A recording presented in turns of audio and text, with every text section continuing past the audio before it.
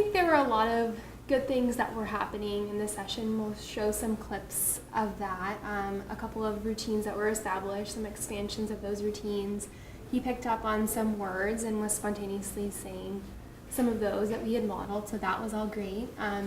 There were a couple of things that were challenging in the session for all of us, and we can talk about those as well. So we can go ahead and watch the first clip. It's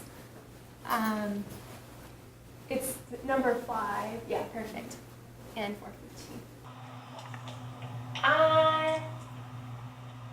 And I'll just keep handing him the pieces or putting them in his focus so that he can continue. So put the pieces on and then we'll just imitate him and get into a routine.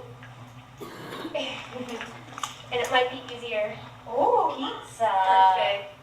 So, and then when he puts one on, you can put one on. Pizza.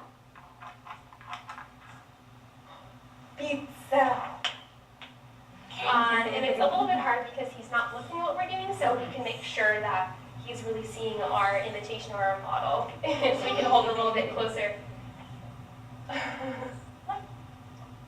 On. Oh, pizza.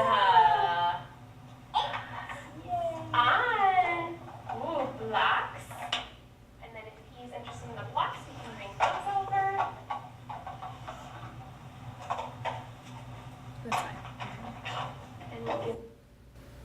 Okay, so this first clip, I thought the pizza routine was one of his better routines throughout the session.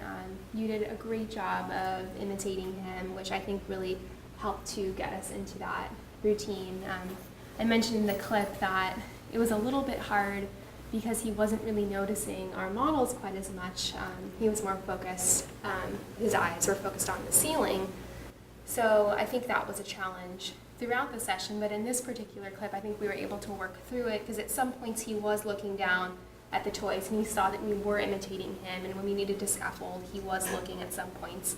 So I think that was the reason why he was able to get into a routine, because he was motivated by that toy and he was looking at what we were doing. I have a question, and it's a more general question, but relating to him. And you know, he was playing with the pizza, and then he grabbed the blocks. And I know we're supposed to sort of follow him. So okay, he grabbed the blocks. Let's play with the blocks. What I find with probably him, and then even some of my other children that I work with, is they'll grab something, but they really don't have that intent to play with it. Mm-hmm. It's just an object there that's in their path. They see it. They pick it up. So we're trying to engage, but then there's really no engagement. Mm-hmm. So, and I felt that was what was the struggling part of really with him a lot, was you were constantly, oh no, what is he gonna get? What is he gonna get? And I was almost like, oh, yeah. I got frustrated with it also. So in that situation, what do you do? Mm-hmm. You know, what do you do? Yeah, I mean, it really does depend on the child. I think with some children, if they do look at a toy, then we would know that they want to play with it and we can bring it over.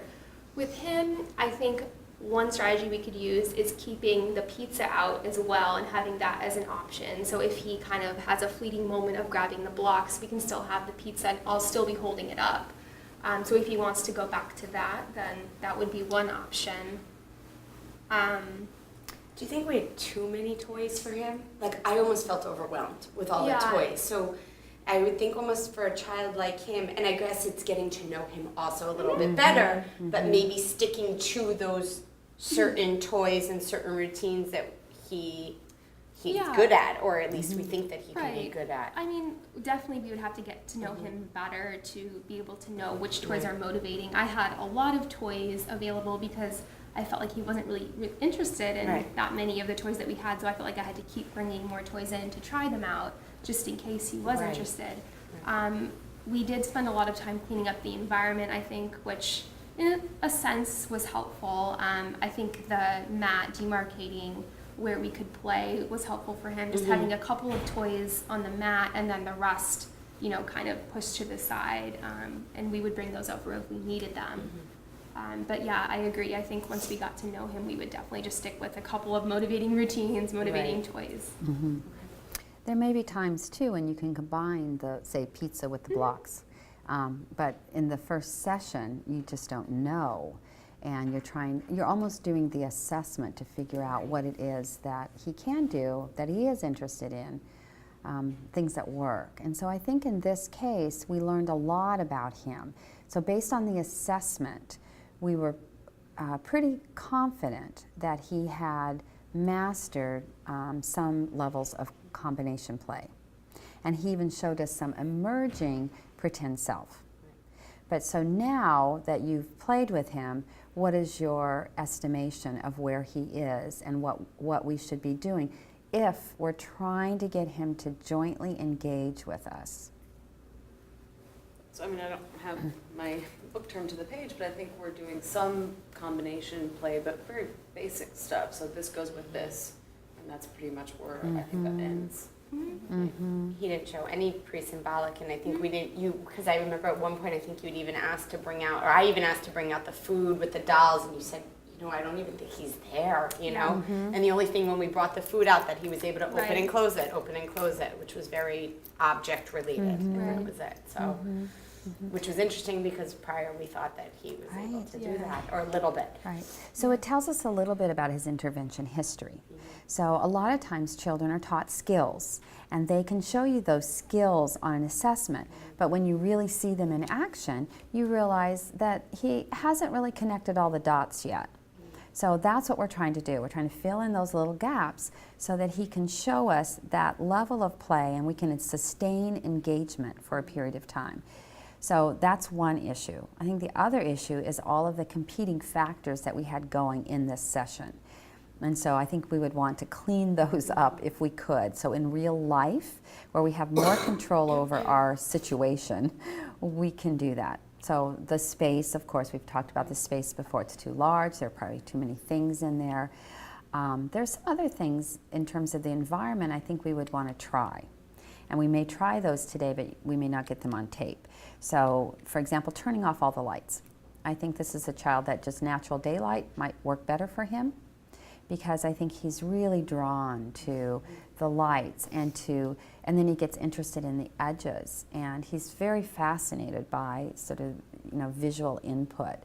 And in fact, Mom reports that he can use PECs pretty well.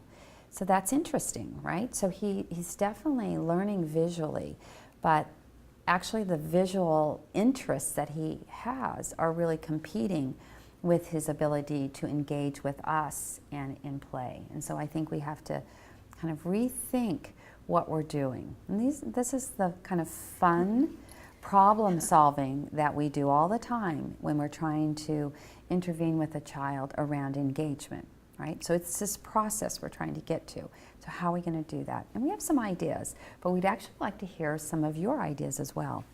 I think one of the big differences between the assessment and the play session was the tabletop. So floor versus tabletop. I don't think he's ever had any kind of intervention on the floor.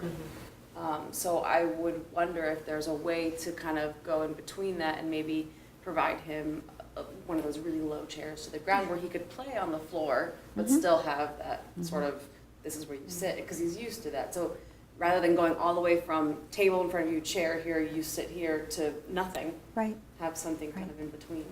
Well, or he can play on the table. So if that's where he's comfortable, children will stand at a table, they'll sit at a table. There's nothing about this intervention that says it has to be on the floor, right? It's all about the process of, you want this child to engage with people and objects, and so you're going to use what you can. So the reality is it may be an easier jump for him to go from tabletop and then gradually move him to the floor. At some point, children play outside, they play with other children, they are on the floor. So we don't sit in tables, at a table and chair all day. So eventually we're going to want to try to transition him to more naturalistic environments. But you're right, I think a good suggestion is to sort of start at the table, and you did some of that yesterday. Yeah, I definitely agree with what you're saying. We haven't talked about this, but I wanted to start him at a table just like we did with the assessments. Because I feel like he was able to sit there, he wasn't getting out of his chair, he did spontaneous play acts while he was on the table, or sitting at the table. So I think if we have that same type of environment today, and clearly we'd want to, maybe fade that out and try to get him on a little chair on the floor, like you said, eventually. Maybe not in this session, we don't have those materials. But yeah, I think I would want to start at a table today. We also talked about switching up the play level a little bit, so I want to do a little bit lower of a play level today, still some combinations, but I also want to try some lower level combinations like presentation combinations, and also maybe even some discriminant actions just because they're fun. Connie suggested using water, which I think is a great idea. Kind of, it may compete with, the ceiling, the focus on the ceiling.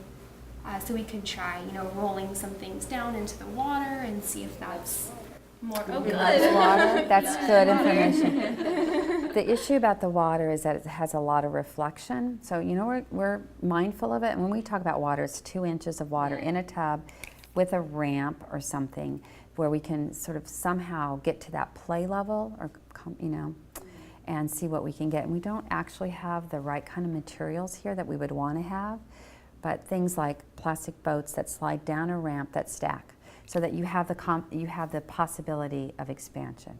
So that's how we think about toy choice. What does this toy offer me that I can then use for expansions if we can establish a routine? So I think that's important to think about. The other, I wanted to come back to the comment about the table and chairs. So in the assessment, he was showing us some acts at a higher level. We were pleased with that, but he wasn't engaged with the experimenter. So again, maybe the closest thing for him is to now, let's use the context that he knows, and now let's work on the engagement with the person. And I think that is a really great suggestion, and it would probably be appropriate. And I believe that Mom has a cube chair with a tray that she's very happy with at home that works for her. And so if we can do the tabletop with her when we do the parent training, I think will be really important because it's the reality of what she has, and we can give her a couple of little games or strategies. Another thing that I think is important to think about with all kids, but especially with him, is kind of the fine line between motivating toys and toys that are so highly preferred that they become, the child may become stuck on them. So on the structured play, he did some good play acts with the utensils, the kitchen set, but he got a little bit stuck and was holding the fork and the cup. So I think today I want to try to bring in some of those utensil type toys because he is motivated by them, maybe not the one that he was actually holding, just to see if he would be more interested in those types of toys. It may be a risk if he does get stuck, but we definitely have protocols to deal with those type of behaviors too. So I think that's something else that we can try today. I have a quick question. So I noticed that when the child comes in, we kind of bring out a toy or whatever and we start playing. But I was wondering if maybe we kind of sit back and we have like 4 choices for them and see kind of if we take like 5 minutes to see what he's going to and what he's playing with longer. So if when he first gets in there and there's 4 toys on the floor and he goes and he's looking at the pizza, we know, okay, the pizza might be a higher interest of a toy for him. So we might bring this one, or because I think that when we're there, he becomes a little bit overwhelmed because he's like, oh wait, I have to do this with the person. So I think if we kind of see what his interests are without us kind of on top of him, it might be easier for him to say, okay, he's playing with this for like 2 minutes, so we know he's really interested in this toy. Let's see if we can use that toy to establish a routine. Yeah, I actually think that's a great idea. A lot of the times what we do is ask the parent, for example, what they're interested in, so we can make sure to have motivating toys out for them. But sometimes during session they'll play with different things than the parents suggest. So I think that's a good idea to look beforehand and just see what they're interested in. And we have so many toys in our lab, so that usually does happen where the kids walk in and they'll definitely go to the motivating toys, so we'll know what to pick out. The worry with him, I probably wouldn't leave it for 5 minutes with him, but because the worry with him is that he wanders a fair amount and he's not really paying attention to the choice. We saw that yesterday, a fair amount of wandering and kind of looking at the lights in the ceiling, and so which seemed to really draw his attention. And so if he never looks at the toys, that gave us a lot of really good information. I think with another child who wasn't so motivated by the lights, that we typically do want to see what they go to, so that's a great idea. And far fewer toys, certainly. That's good.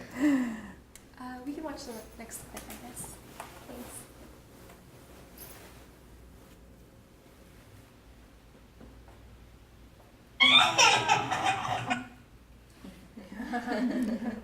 Roadblocks are good.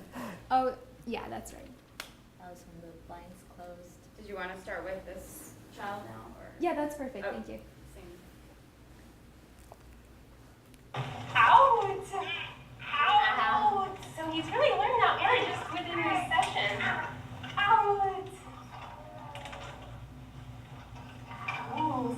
Out. Push. Now, when we talk about expansion, does expansion include different words that we use associated with toys too? Yeah, we definitely want to do a language expansion, so we would always shape his vocalization. So if he's saying out, a very clear out, then we can add on to that. Right now, I don't think it's clear enough where we would say, go out, but if he did say a very clear one, out, then we could add on a word to that. Out. And maybe we can put them in that little loop in too, so he's not just really.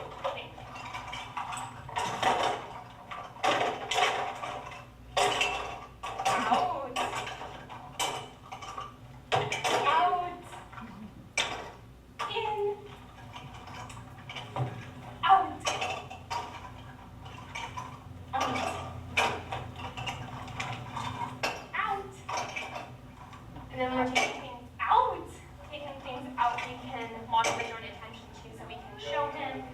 It's kind of hard to get him to look at our toy, but if we bring it very close to him, he might. Out. So he's very object focused. He is. Because I'm dictating him though, we are in the supported joint as long as he's noticing that I am updating him. So this is kind of a low quality supported joint, so after he takes everything out, then we can think about how to increase the quality. But I know he's saying the word and he likes this, so I'm just going with it. Out. Out. But we want to be quick though, once everything is out, you can maybe get part of this out, right? So, quickly think of something that they can. Out. Out. Out. So right when the last piece goes in, we can show him this, or we can hold up this and see if he goes where we should model pretty quickly, I think. Okay. And can we model something different than out and in? Of course, yeah, in is great too. Anything? Oh, in. That's good. And then that's very typical, right? So it's a brief moment. See, and I saw that all the outs as just repetitive behavior Uh-huh. for him. Uh-huh. It was something that obviously he likes, but it's, Yes. I think it's just repetitive behavior. Right. Because some kids, you can get it out, but then they can go and put it back in or clean it however you Yeah. do it, and he just wanted to take everything out, Yes. and then once it was out, he was done. So Yes. to me, I see that as just Yes. repetitive. Yes. And also, when the items in the bag were running low, he started to get He frustrated. got, right, Yes. he knew. Yeah. So he knew the task was almost over, and it annoyed him, right, because Yeah, he wanted yeah. more. Good observations. I but- think that's kind of why I wanted to show this clip, because it was a fine line for me because he wasn't interested in any of the toys we had. So I really wanted to capitalize on this, maybe it was repetitive behavior, to see if I could get anything going with him. The only reason I continued it was because he was picking up on the language, which was great, and he was able to expand in a sense where he would put the blocks in a different bin. So that makes me think that it's not completely repetitive behavior because he is able to be a little bit more flexible with the toys, but in a sense I do agree. It is a fine line, and so now you have something that you can shape, right? So in this context with this child, you have to figure out what toys you can even use that are motivating, because otherwise He's not really person engaged, and he's also not really toy engaged.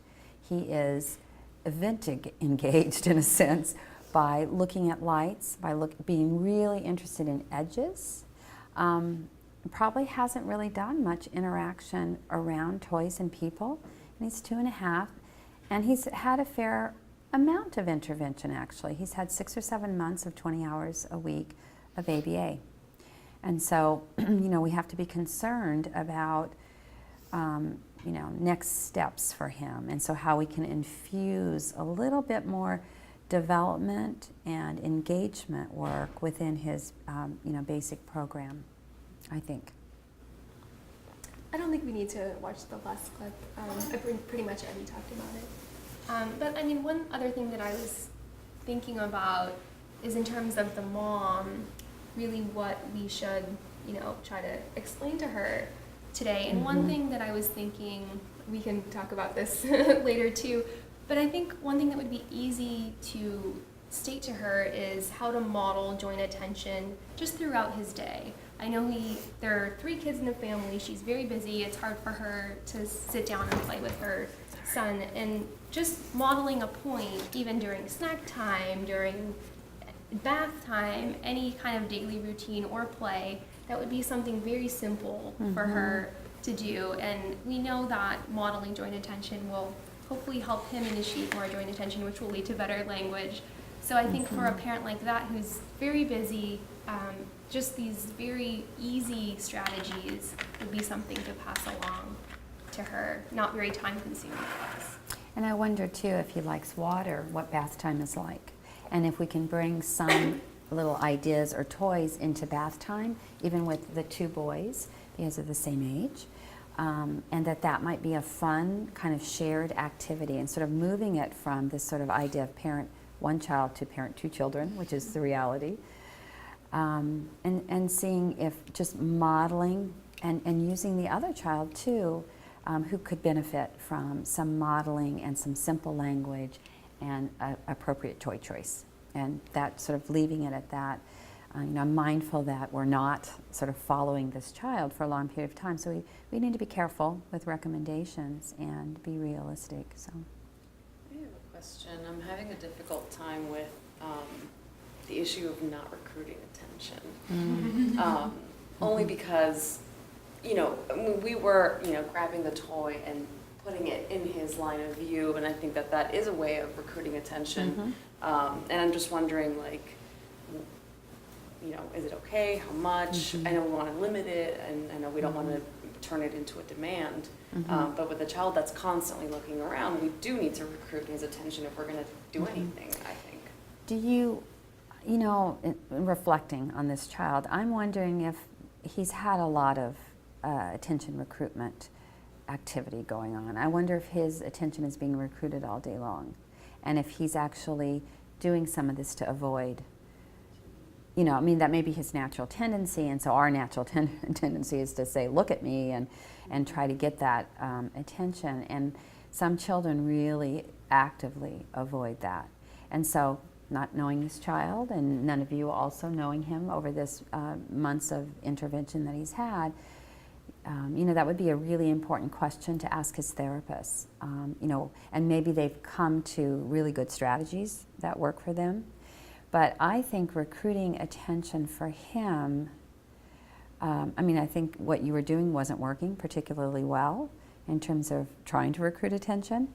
So I would like to try some other ways of getting the attention, which would be turning off the lights, one. So changing up the environment a little bit. Not putting a lot of demands for him to look, but to try to get that motivation going. So maybe water, maybe the toys with water. We have to find kind of the pleasure for him. The question is the smiling that he does a lot of the time related to the person, or is it not? And I'm not sure you guys were in the room and whether you felt that you had shared positive affect. But I think that these are basic things that we want to try to kind of get from him. And so people games might be one way to do that, as long as people aren't particularly aversive to him and demanding from him. Cry when we sang. Yeah, I He know. cried with you It when you didn't work very sang. He well. does love, and I know this because him and his brother love it. He loves like the jumping games and what's the Ring around the rosy? Ring around the rosy. I'm like Uh-huh. merry-go-round around. Ring around the rosy. He really likes those type of games. But I do have. You just said something, and I just realized with Tristan, which is child 1. When I first started with him, I noticed that he would not. He would just he would see me and he would look the other way and kind of. And all of a sudden, after we started our routine, I realized, this kid has a lot of eye contact with me. How did this happen? And I think it was because he was used to seeing people, and he was used to having all these demands placed on him. So he would just look the other way and turn his head. Literally, if I was here, he would look the other way so that I wouldn't be able to, or he would avoid me placing a demand on him. And so you weren't asking him to look at you. No. Yeah, and so I think, for some kids that works really well and you kind of move on, and for other kids that is a real aversive.